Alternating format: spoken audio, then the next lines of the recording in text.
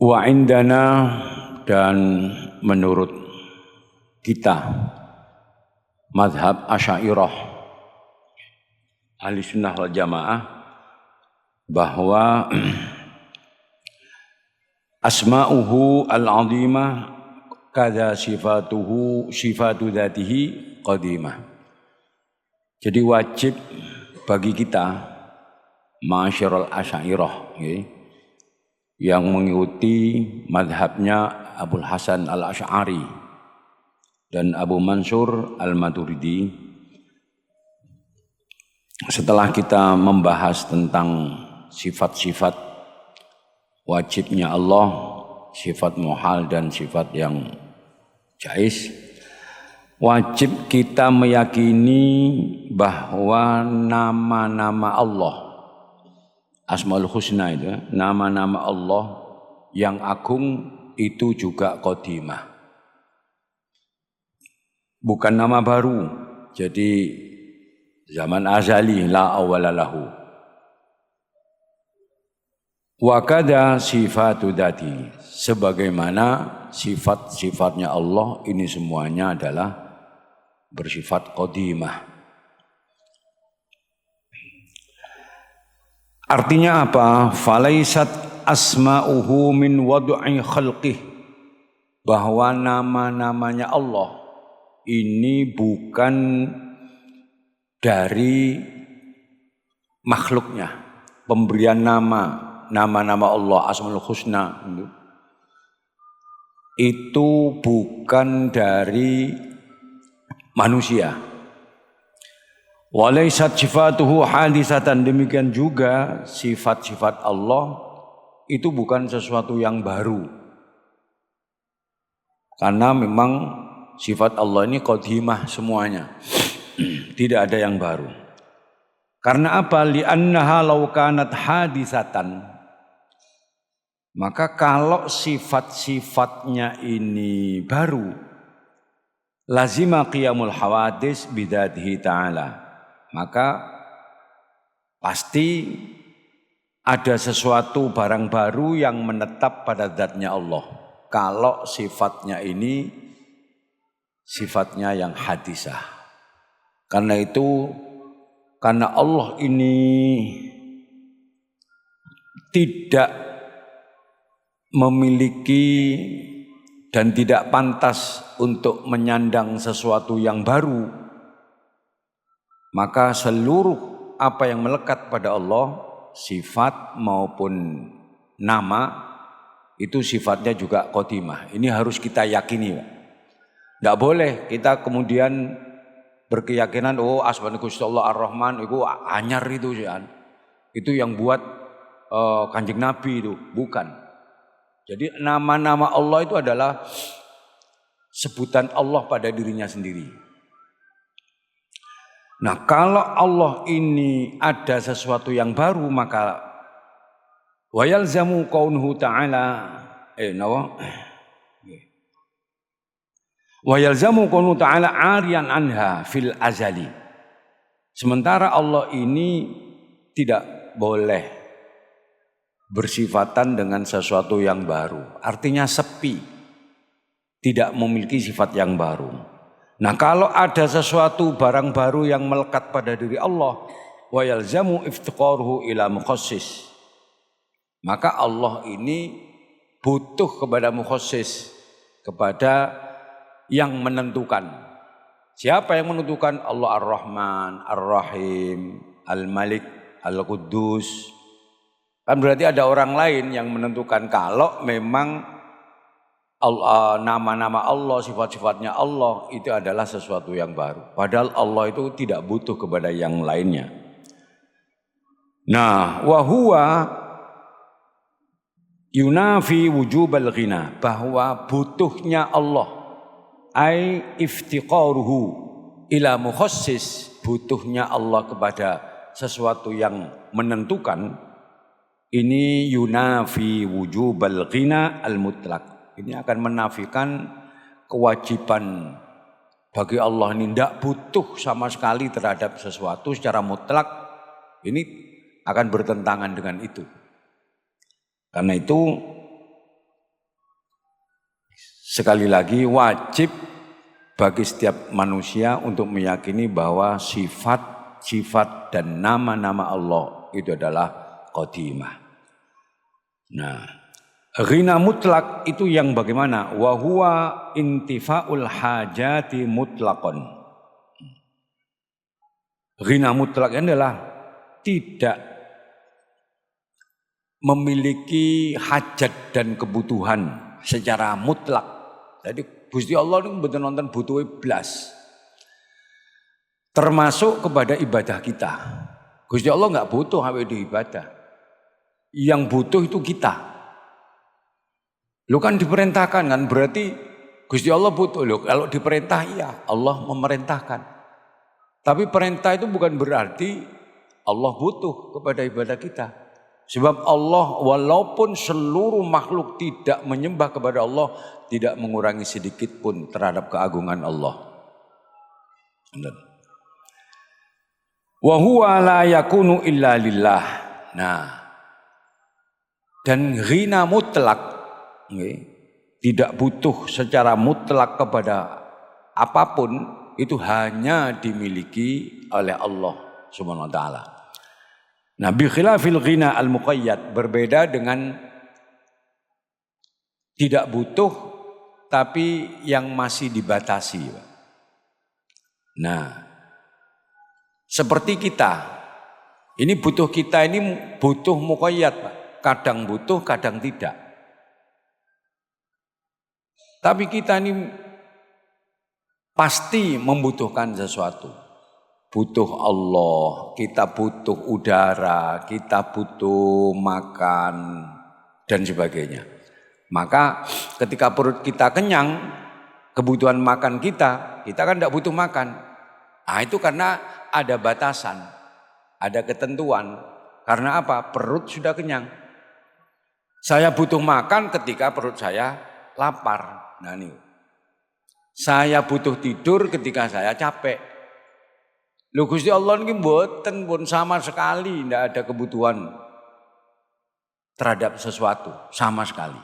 Bahkan segala sesuatu ini butuh kepada Allah Subhanahu wa taala. Nah, ghinal muqayyad ini wa huwa qillatul hajat wa huwa ghinal hawatis, yaitu sedikitnya kebutuhan, Pak. Ghina al muqayyad itu aku gak butuh tapi ada batasannya. Ini kebutuhan-kebutuhan yang sifatnya sedikit. Ya butuh tapi sedikit. Ya. Yang itu tidak lain adalah ghina al-hawadis, ghina al-hawadis. Tidak butuhnya kita barang-barang yang baru pun. Waqtira an nasmahu taufiqiyah kada sifatu fahfadhis sam'iyah. Nah, waqtira ay waqtara jumhuru ahli sunnah. Qauluhu waqtira ila akhirih. Ay waqtara jumhuru ahli sunnah anna asmahu ta'ala tauqifiyatun. Sebagian besar kebanyakan ulama ini menyebutkan bahwa nama-nama Allah ini adalah tauqifiyah. Itu adalah piwulangi syarak, memang datang dari syariat. Jadi Allah sendiri yang menyebut asma-asma Allah itu. Ini menurut jumhur ulama ahli sunnah wal jamaah. Wa kadza sifatuhu, demikian juga sifat-sifatnya Allah. Ini tauqifiyah. Artinya memang Allah sendiri yang melabeli, menamai sifat maupun menamai namanya sendiri. Fala tuthbit lillahi isman wala sifatan illa idza warada bidzalika tauqifun minasyar'i. Maka Anda tidak boleh menyematkan nama atau menyematkan sifat kepada Allah kecuali kalau ada dalil dari syarak, baik itu Al-Quran maupun dalil hadis. Nah, piwulangi syarak yang diajarkan oleh syariat itulah yang disebut dengan tauqifi. Nah, kalau ditanya kenapa sholat zuhur 4 rakaat, Kalau maghrib kok 3, kalau subuh kok 2. Ini tidak bisa diangan. Itu sudah produk asli syariat yang itu disebut tauqifi.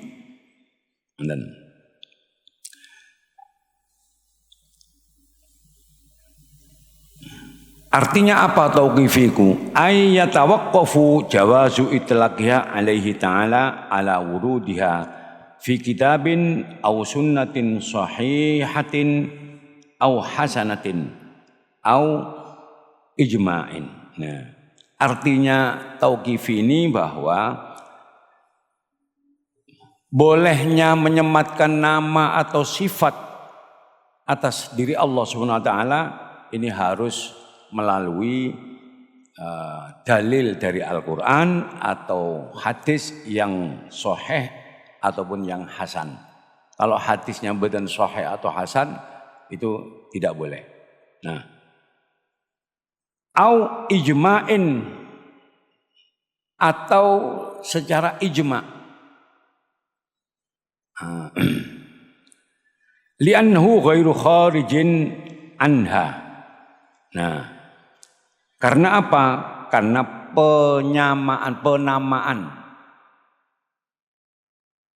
penyematan nama pada Allah dan sifat itu ada ada sumbernya, ada dalilnya, yaitu dari Al-Quran dan hadis. Nah, atau ada kesepakatan. Kesepakatan ini pun juga harus berlandaskan Al-Quran atau hadis. Seperti ada asma Allah namanya Al-Wahhab, Ar-Razzaq, Al-Wahhab, Al-Fattah. Nah, dari kata-kata Al-Wahhab ini ada kelompok yang kemudian memberikan nama Al-Wahib. Nah, Al-Fattah disebut Al-Fatih. Nah, itu bagaimana? Kalau ada dasar dan ada ulama sepakat hal-hal yang seperti itu diperbolehkan. Nah, secara umum itu wabil jumlati fama adzina syari'u fi itlaqihi wa isti'malihi jaza. Maka secara umum apa yang diizinkan oleh syariat di dalam mengucapkan atau menggunakan sesuatu, apa-apa yang dibolehkan oleh syariat di dalam menyematkan nama atau sifat kepada Allah, maka itu diperbolehkan. Wa in auhama, walaupun penyematan itu memberikan kesan yang kurang bagus. Contohnya apa? Kas-sabur. As-saburu jalla jalalu itu kan ada memang. Nah, itu berdasarkan dari Al-Quran maupun hadis yang ada di dalam niku kan as-sabur ini nama yang bisa memberikan kesan kurang bagus. Nah, demikian juga wasyakur wal halim. Nah, Al-Halim itu juga sama, memberikan kesan kurang bagus. Bagaimana kesan kurang bagus itu? Nah, ini yang dimaksud dengan waham. Waham itu pengertian yang enggak pas. Fa inna sabura yuhimu usula masyaqqatin lahu ta'ala. Nah, nama sabur nggih, sabur. Sabur itu yang banyak bersabar. Ini kesannya bahwa ada sesuatu masyaqqat, kesulitan yang menimpa Allah Subhanahu wa taala. Sehingga Allah kemudian bersabar. Seakan-akan seperti itu kesannya itu. Li'anna sabra habsun nafsi 'alal masyaqq. Karena sabar itu adalah menahan diri dari sesuatu yang berat. Seakan-akan ada sesuatu yang memberatkan kepada Allah. Sehingga Allah harus bersabar. Karena kata-kata sabar itu pengertiannya adalah menahan diri. Nah, kesannya kayak seperti itu. Makanya kemudian ditafsiri oleh para ulama, fayufassaru fi haqqi ta'ala, maka lafadz sobur ini ditafsiri yang ada pada diri Allah ini ditafsiri dengan billadzi la yu'ajjilu bil uqubah ala man asahu, yaitu ditafsiri dengan bukan zat yang menahan diri dari kemasyakotan atau kesulitan, tapi zat yang tidak segera menyiksa hambanya yang maksiat. Nah, itu diartikan seperti itu. Jadi ada hamba yang maksiat tidak langsung disiksa oleh Allah. Oh, Allah ini as-sabur karena Allah memiliki sifat as-sabur. Tidak segera menurunkan azab. Lah kalau Allah ini langsung menurunkan azab, kita sudah binasa, Pak. Kita semua ini sudah nggak duduk di sini. Karena apa? Semua kita ini pernah melakukan dosa. Siapa yang merasa baik, Pak? Karena kita ini kullu bani Adam khata'un, karena memang tempatnya salah, banyak salah, Pak, manusia itu, Pak. Nah, tidak segera diturunkannya siksa oleh Allah kepada orang-orang yang maksiat itu karena Allah memiliki sifat as-sabur. Nah, itu diartikan seperti itu. Demikian juga lafadz asy-syakur.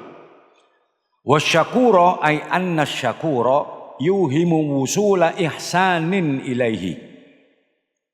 Nah, lafadz syakur yang banyak bersyukur ini memberikan kesan bahwa ada kebaikan-kebaikan yang nyampe kepada Allah. Karena Allah diperlakukan baik, akhirnya Allah itu bersyukur. Nah, seakan-akan ada perlakuan baik kepada diri Allah. Li'anna ma'nahu katsirus syukri liman ahsana ilaihi. Karena makna daripada asyakur yaitu orang yang banyak bersyukur. Bersyukur kepada siapa? Liman ahsana ilaihi, kepada orang yang telah berbuat baik padanya. Nah, seperti doanya Kanjeng Nabi, Allahumma ja'alni syakura wa ja'alni sabura wa ja'alni fi ainayya shaghira wa fi a'yunin nasi kabira. Ya Allah, jadikan aku orang yang banyak bersyukur. Bersyukur atas apa? Atas kebaikan Allah kepada beliau. Karena kebaikan Allah itu banyak sekali, tidak bisa dihitung. Wa in ta'uddu ni'matallahi la tuhsuha.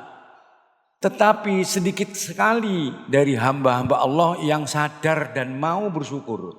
Wa qalilum min ibadiyasy syakur. Sedikit sekali dari hambaku yang banyak bersyukur. Jarang. Karena itu mungkin kalau kita ada masalah, ada persoalan, ada problem, bisa jadi itu karena kita kurang bersyukur kepada Allah. Karena nikmatnya Allah yang telah diberikan pada kita itu banyak sekali, Pak. Karena kita tidak bersyukur, akhirnya kemudian oleh Allah diberi persoalan-persoalan, diberi masalah.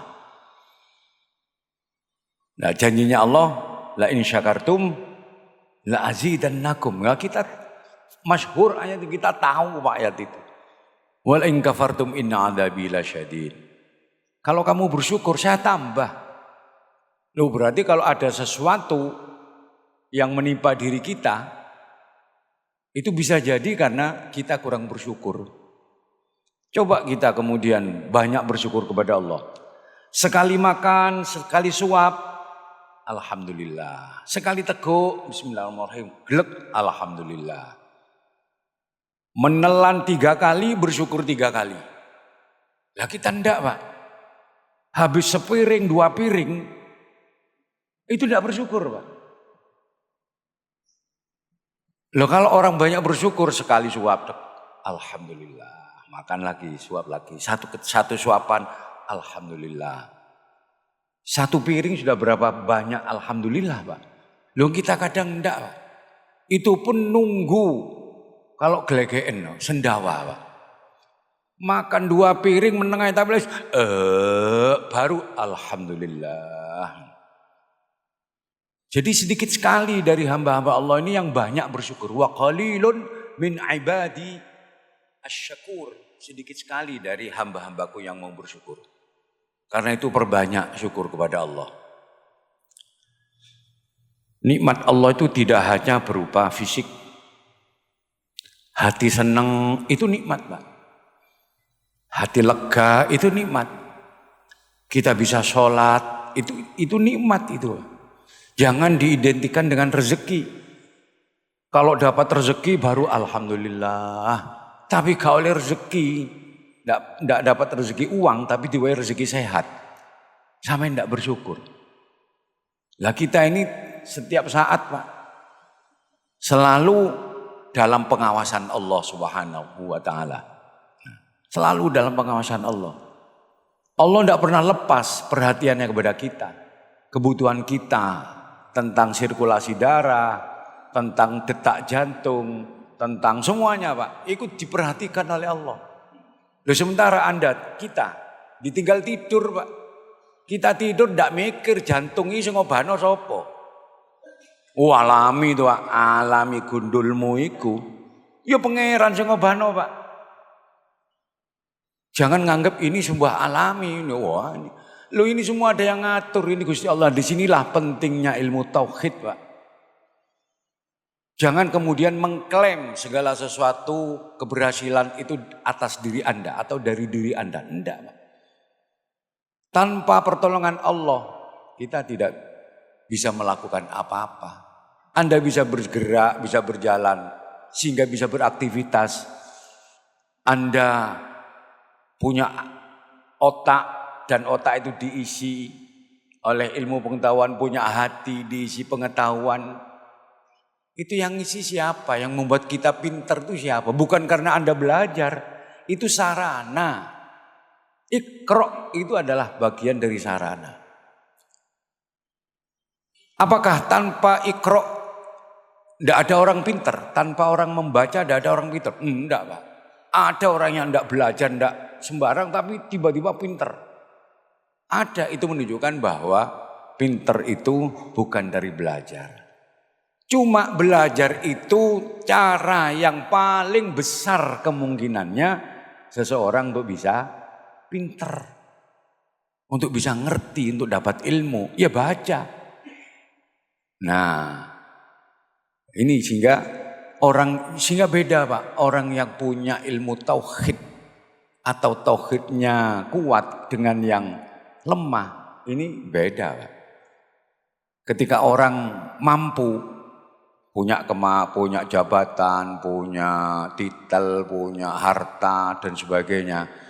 Kalau dia lupa bahwa yang memberikan itu semua dari Allah, orang ini bisa sombong, Pak. Dia merasa dirinya hebat. Padahal wis diwehi pikun, Pak, pangeran. Coba. Gak ono tombone, Pak. Ada 2 penyakit yang tidak ada obatnya. Yaitu napa? Al-haram. Haram ini pakai hak. Kalau pakai hak haram itu maknanya haram niku ya dilarang, tidak boleh. Tapi kalau haram itu maknanya pikun, Pak. Nah, disinilah pentingnya tajwid, makhrajil huruf. Antara hayya 'alas shalah sama hayya 'alas shalah itu beda, Pak. Hak kali hak itu berbeda. Antara hamzah dengan ain itu juga berbeda maknanya. Ya bagi kita orang Indonesia kadang ngenteng no, Pak. Wis kabeh dianggap padha wis. Antara ain sama hamzah dan yang lainnya huruf-huruf yang berdekatan makhrajnya itu dianggap padha wis. Antara sin, ta, shin, shad itu ada beda semua. Bon. Nah, asyakur itu seakan-akan bahwa Allah ini telah menerima kebaikan-kebaikan dari orang lain.